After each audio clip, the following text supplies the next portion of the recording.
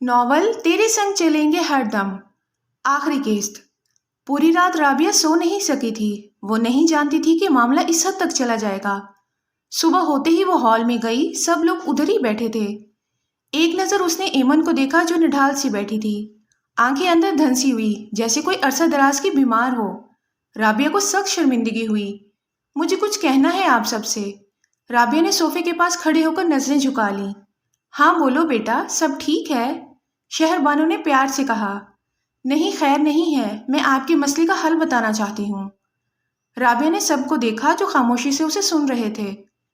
वो एमन पर नताशाबाजी ने जादू करवाया है, राबिया ने आंखें बंद करके कहा।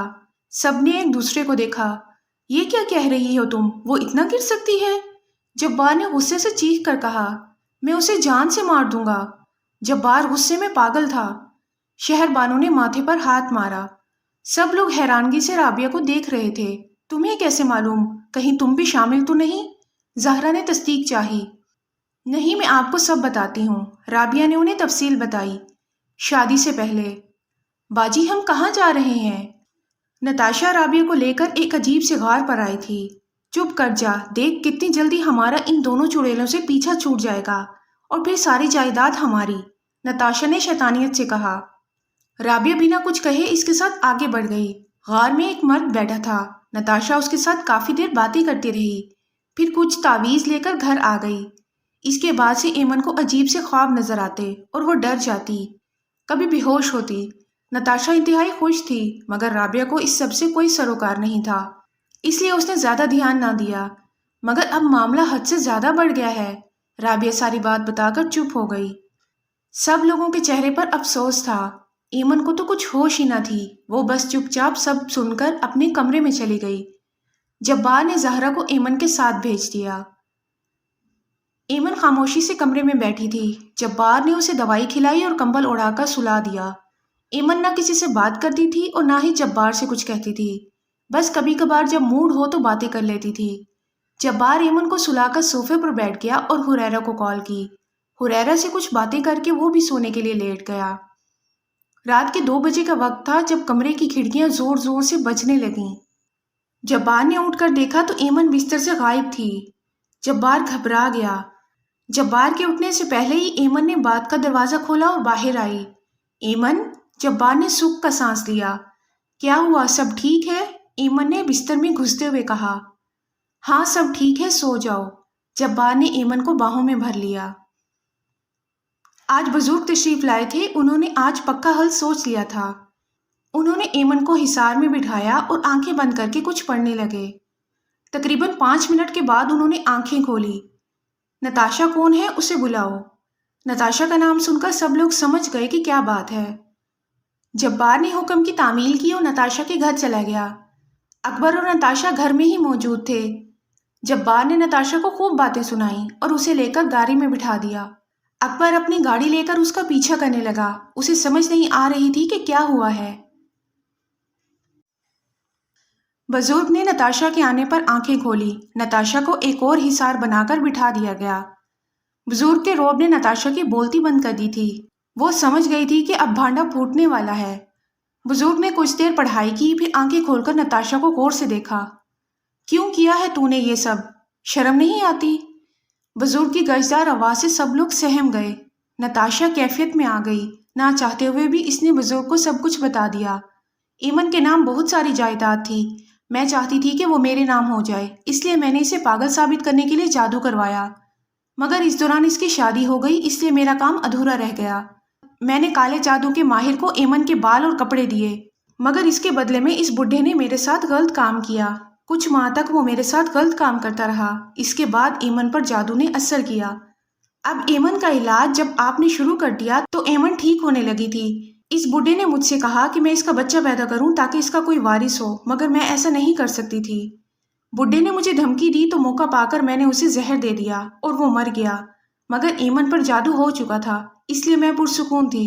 इस तरह मैं आसानी से जायदाद अपने नाम कर लेती और जब्बार भी एमन को पागल समझकर छोड़ देता। नताशा ने पूरी बात बताई और एक झटका खाकर कैफियत से बाहर आ गई। अकबर ये सब सुनकर तैश में आ गया। इसने नताशा को गालियां बकी। बुजुर्ग ने सबको बाहर भेज दिया। सिर्फ जब्बार और नताशा को कमरे में रखा। بزرگ نے ایمن پر پانی چھڑکا اور نتاشا کا ہاتھ ایمن کے ہاتھ میں دیا. پھر زور زور سے کچھ پڑھنے لگے. کمرے کی کھڑکیاں زور سے بجنے لگیں. شدید ہوا چلنے لگی جیسے ابھی سب کچھ اڑ جائے گا. سب لوگ سہم گئے. بزرگ نے ایمن کا پاؤں اٹھا کر ایک تھالی میں رکھا. اس میں پانی ڈالنے لگے. عجیب سی چیخیں کمرے میں گونجنے لگیں. وہ چیخیں کمرے میں سے ہی آ رہی تھیں مگر کوئی دکھائی نہیں دے رہا تھا. بزرگ کے کپڑے جگہ جگہ سے پھٹ چکے تھے. بزرگ نے پڑھائی جاری رکھی اور پانی ڈالتے رہے. اچانک بزرگ نے زور سے ہریرا کو پکارا. ہریرا ایک دم حاضر ہوا اور بزرگ کا اشارہ سمجھ کر اس نے پانی کی ایک بالٹی لائی اور بزرگ کے آگے رکھ دی. بزرگ نے کچھ پڑھ کر بالٹی پر دم کیا اور اشارے سے ہریرا کو کام بتا دیا. ہریرا نے وہ بالٹی اٹھائی اور ایمن اور نتاشا پہ ڈال دی. نتاشا اتنے ٹھنڈے پانی کو برداشت نہ کر سکی اور چیخنے لگی مگر ایمن بدستور بیٹھی رہی. بزرگ نے پھر سے آنکھیں بند کی اور پڑھائی شروع کر دی. اس بار کمرے میں آگ لگ گئی. جبار اس سب کو دیکھ کر خوفزدہ ہو گیا تھا.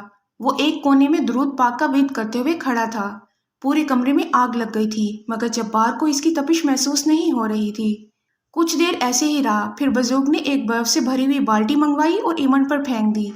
ایمن ایک دم سے ٹھنڈ سے ٹھٹھنے لگی. بزرگ نے مسکرا کر اس پر کچھ پھونکا. وہ پھر بے ہوش ہو گئی. کمرے میں روشنی پھیل گئی اور سب کچھ نارمل تھا جیسے کچھ ہوا ہی نہ ہو.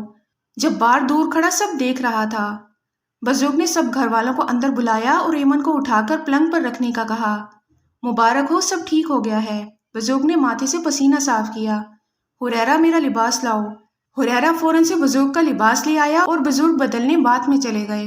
اکبر نے نتاشا کو طلاق دے دی. نتاشا کی ماں صدمہ نہ سہ سکی اور مر گئی. نتاشا کے بھائیوں نے اسے چھوڑ دیا. وہ اب اولڈ ہاؤس میں ہر وقت اللہ سے معافی مانگتی ہے. زہرا جلدی سے اٹھو، بارات آ گئی ہے، اب سٹیج پر جانا ہے. رابعہ نے برائڈل روم میں داخل ہوتے ہی بتایا. زہرا کی آج رخصتی تھی. ہال میں انٹر ہوتے ہی شور کی آوازیں آنے لگیں. زہرا کو زبیر اپنی باہوں میں اٹھا کر داخل ہو رہا تھا. زہرا شرم سے لال ہو رہی تھی. زبیر اس کی طرف شرارتی مسکراہٹیں پھینک رہا تھا. سٹیج پر دونوں بیٹھے تھے تو شور پھر سے شروع ہو گیا. سب لوگ پکچرز لینے لگے. رابعہ سٹیج پر سب کو شربت دے رہی تھی. ہمیں بھی دے دیجیے کچھ، بہت بھوک لگی ہے. کسی نے اسے پکارا. رابعہ نے مڑ کر دیکھا تو وہ کوئی اجنبی تھا مگر نہایت خوبصورت اور ڈیشنگ تھا. جی کھانا لگ جائے گا کچھ دیر میں، رابعہ کہہ کر سٹیج سے اتر گئی. وہ لڑکا فوراً جبار کے پاس گیا. ارے جبار، یہ لڑکی کون ہے؟ کیوں جی، تمہیں تو لڑکیوں سے الرجی ہے نا وسیم صاحب؟ جبار نے وسیم پر زور دیا. ارے یہ تو قیامت ہے یار، مجھے پسند آ گئی ہے، بتانا کون ہے؟ وسیم نے دل پر ہاتھ رکھا. ارے میری سالی ہے، جبار نے ہنستے ہوئے کہا. وسیم نے خوشی سے جبار کو دیکھا اور جبار کے کندھے پر سر رکھ کر ہائے ہائے کا بین کرنے لگا. سب لوگ گھر واپس آ گئے تھے. زبیر کمرے میں داخل ہوا تو زہرا دلہن بنی انتظار میں تھی. اوئے ہوئے پٹاخہ، آج اتنی خاموش کیوں ہے؟ زبیر نے شرارت سے کہا. سب لوگ تھکے ہوئے ہال میں بیٹھے تھے. ایمن سب کے لیے چائے بنا کر لائی. مجھے کچھ کہنا ہے رابی، جبار نے رابعہ سے کہا. رابعہ جو وسیم کے بارے میں سوچ رہی تھی، جو اسے ہال میں بار بار تنگ کر رہا تھا. جی بولیں. وہ دراصل میرا دوست ہے وسیم، وہ آپ سے شادی کرنا چاہتا ہے. جبار نے خوشی سے کہا. مگر میں اسے جانتی نہیں، رابعہ نے حیرت سے کہا. میں جانتا ہوں اسے، وہ میرا کافی پرانا دوست ہے. بس اس کے گھر والے ایکسیڈنٹ میں فوت ہو گئے، وہ اکیلا ہی رہتا ہے.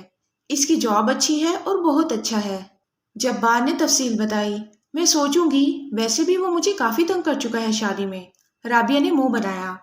ہاں چلے صحیح ہے، مجھے بتانا. اور ہاں، اگر مجھے بھائی سمجھتی ہو تو میں تمہارے لیے کبھی غلط فیصلہ نہیں لوں گا. جبار کہہ کر اٹھ گیا. ایمن فریش ہو کر بیڈ پر ڈھیر ہو گئی. وہ کافی تھک گئی تھی. جان، جبار کی آواز پر اس نے آنکھیں کھولی. وہ اس پر جھکا ہوا تھا. ایمن نے مسکرا کر اس کے گال پر بوسہ دیا. جبار اس پر جھکتا چلا گیا. آج کتنے دنوں بعد وہ خوش تھے. بھائی میں تیار ہوں شادی کے لیے، اور اس سے پہلے میں سلمان سے طلاق لوں گی اور اپنے حق مہر کی رقم اور بنگلہ لوں گی. میں شادی کے بعد اپنے اسی گھر میں رہوں گی. رابعہ نے ناشتے کی میز پر اپنا فیصلہ سنایا. جبار سمیت سب نے مسکرا کر اس کا حوصلہ بڑھایا. رابعہ نے طلاق لے کر مہر کی رقم اور بنگلہ لے لیا. اکبر نے ان سب سے معافی مانگ لی. ایمن نے نتاشا کے بارے میں بہت افسوس کیا مگر اکبر نے نتاشا کا نام بھی سننا گوارا نہیں کیا. رابعہ شادی کے بعد گھر شفٹ ہو گئی.